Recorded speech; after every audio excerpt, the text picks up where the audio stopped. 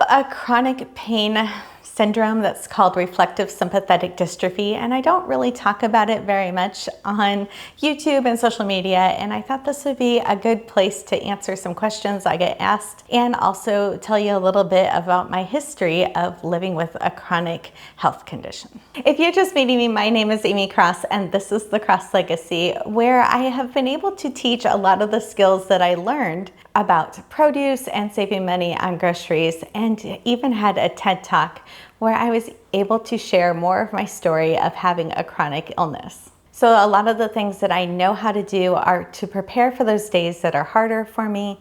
And also we dealt with so many years of being in a financial crisis, financial struggle, that my budgeting skills came from those times of making sure that we had what we needed at the house all the time. And we didn't have to worry about having food in the house and the power still stay on. So some of my history of how this all started was back in 2007. I was gardening on Mother's Day weekend and I had like a thumb sprain that was really bad and really intense. And so finally, about after a week, I went to the doctors and they ended up putting me in a splint. And then 6 weeks into this injury, it also happened at the same exact spot on my other hand. So then they put me on a splint on this hand also. So it took a few months while they were trying to figure out what was going on. We thought it was just a sprain from overuse. We weren't sure exactly what was happening. And my hands over these months started to atrophy. It started to get to the point if I opened my fingers at all, it would hurt so bad that I would like throw up in a bucket, even while they were trying to do the physical therapy or doing a test on them. And my pain levels were so high that my brain thought that my thumb needed to be amputated. There was no turning off those pain signals at all. And this went on for almost 2 years of my life that my dad ended up having to move in with us. My husband was helping raise our kids more than he normally does, but he was helping make dinner and make sure all the homework was done and all those things that I normally would have been doing as the mom in the house. I was just totally physically disabled and I could not do anything to let alone feed myself, but to take care of my family. So I finally was able to go see a neurologist and they started connecting some of the dots of my medical history. So they were also at the time, my hands were clawed and atrophied. I couldn't open them up at all. And the neurologist started piecing together some of my medical history and realizing some of the things are all connected together. So I have always been pigeon-toed in my right leg since being a baby and starting to walk. And I always had right hip pain. Like it was just something that I always dealt with. And then in college, I had an injury. And then as a new mom, I had a spinal fracture. And all of these things I dealt with pain every day for a really long time, but it wasn't until this hand issue, I finally got to the right doctor that diagnosed me as having reflective sympathetic dystrophy. So I probably did Mother's Day 2007, I probably did sprain this thumb. My brain couldn't comprehend the level of pain that I thought I was in, which was extreme, and my brain was dealing with that pain. So to deal with that pain, it mirror imaged that injury and the pain over to my right hand. So I probably never had an actual injury in my right hand until they put me in those braces and casts for 2 years, and then my hands completely atrophied. So it's just something that I had to take a lot of physical therapy and then dealt with a lot of nerve blockers and muscle relaxers and retraining my brain to then realize that I was healed and things were okay. Normally when the seasons change in the fall and the winter is when I deal with this a lot, when inflammation levels change in my body, but stress triggers it really bad. And right now we're probably in one of those most stressful seasons of our lives as we are listing our house and trying to buy a new house and having showings every day, and my schedule's all off and you can't really plan day to day, which I'm normally pretty flexible in my plan anyways, but my elbow is one of those joints right now that is so bad, like so bad. All weekend it was just kind of a dead arm laying here and I couldn't really pick it up and move it, and even moving it right now, it's taking a lot of courage. So knowing the things that I know now about my own body, I know I would never let them put me in another sling or cast again for months at a time. That's not the right answer for my body, that I need to just try to rest and ice and heat and use all the different creams and stuff that I use to try to relieve the pain.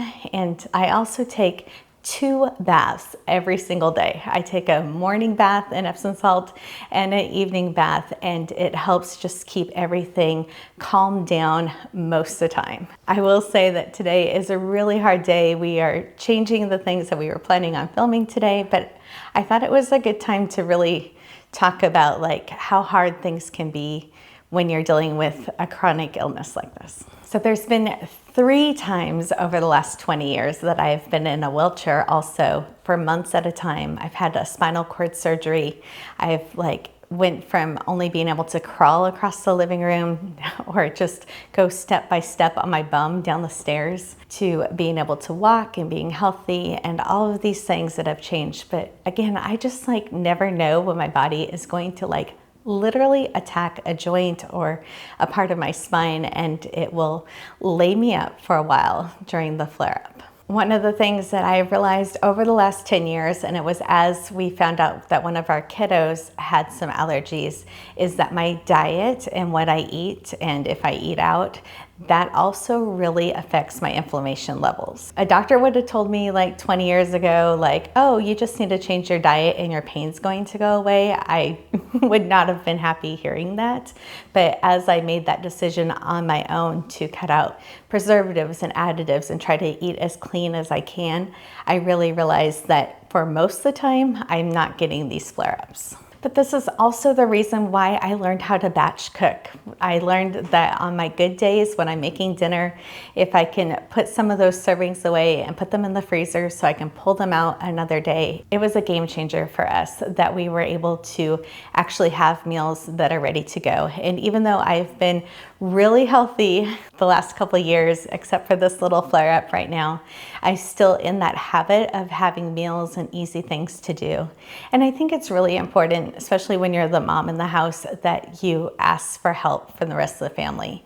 So being able to teach your kids even little steps that they can do to help you get through dinner or get through a mealtime. My kids ended up learning how to cook way earlier with me just sitting right next to them and teaching them how to do things.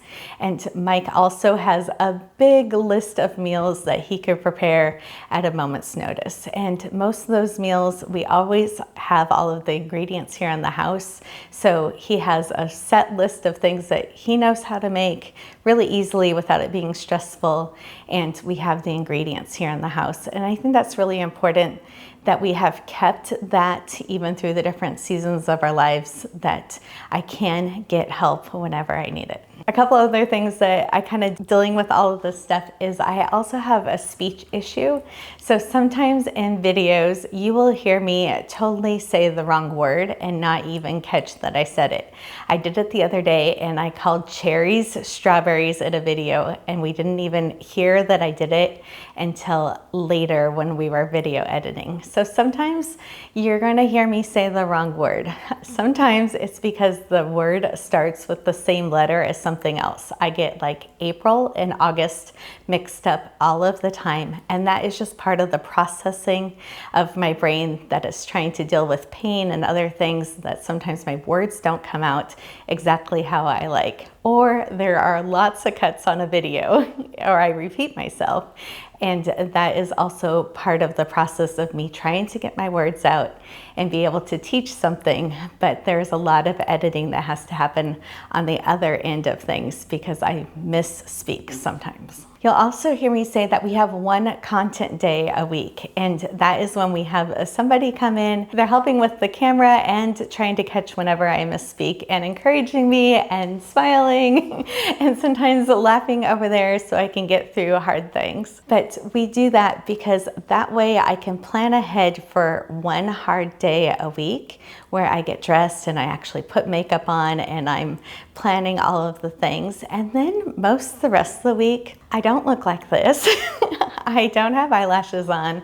I'm not always dressed. Like I have clothes on, but I don't normally always have makeup on. I don't really always do my hair. I did get my hair permed just to make it a little bit physically easier for me so I didn't have to curl it all of the time. So I feel a little bit more put together, but it's some of those choices that I have to do to still plan for the good day or the longer day that I'm going to have in a week and be able to push through on that harder day so I can rest on the other days. And I always laugh. People are commenting a lot, like especially in those meal videos, oh, I wish we could see you putting that together, or I wish this or that. If it's not a filming day, I'm probably not in makeup and most likely there's a bunch of dishes over here in the sink because we're here all of the time and there's always dishes going on. So it's just kind of funny that on content day, everything looks perfect and pristine.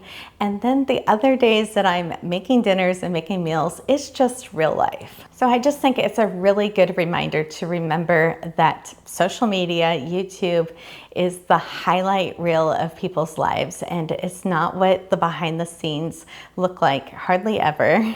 And we do prepare all of our meals and do all of the things that I say in videos, but some days it's just really hard days. And the thing that I've learned the most out of this whole process is to give yourself some grace. Try the best you can 80% of the time or 50% of the time. Do your best, but give yourself some grace for those days that it's just harder. And since this video might catch some new people that are brand new to my channel, I'm going to make sure that we link some videos in the description that kind of go over some of those talks that I've had about budgets and having food in our house, even during the hardest times of our lives. So make sure that you're hitting that subscribe button and following along. I really try to show how to make things easier in the kitchen and to be able to afford food for your family.